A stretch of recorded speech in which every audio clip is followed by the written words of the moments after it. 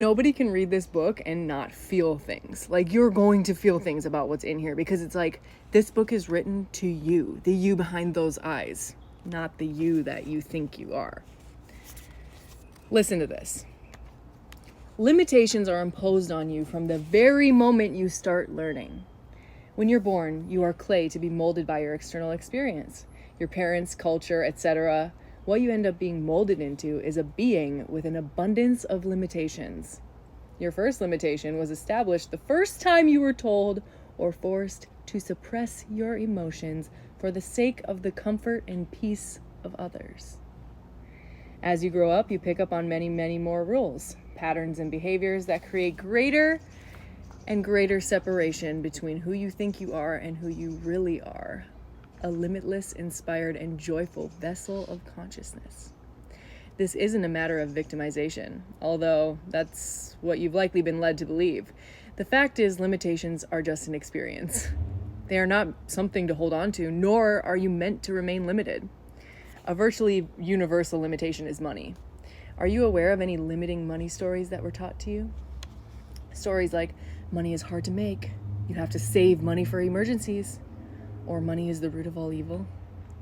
When you believe in stories like these, you experience things that appear to validate that story. For example, if you believe you have to work hard for money, you will struggle to make money without hard work. Money limitations don't just apply to how you make money, they also apply to how you spend it. Have you ever noticed that when investments gain value, we say they are appreciating?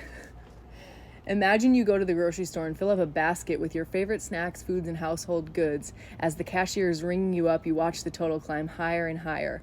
What's going through your mind as this is happening? Most people would be doing mental calculations, wishing and hoping that the total stays under $50, $75, $100.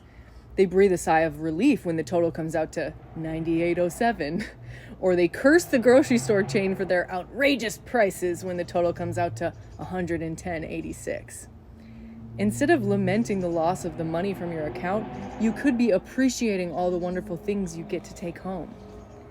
To be clear, there's nothing wrong with lamenting your expenses. It's just one of the many experiences you get to have. But think about how that money spending behavior might be limiting you.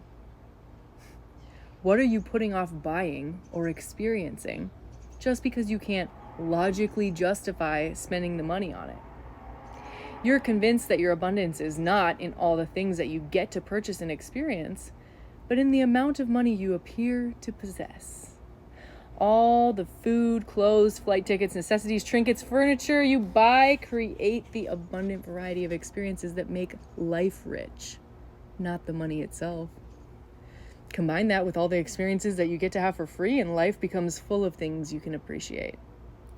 Appreciation is the language of expansion.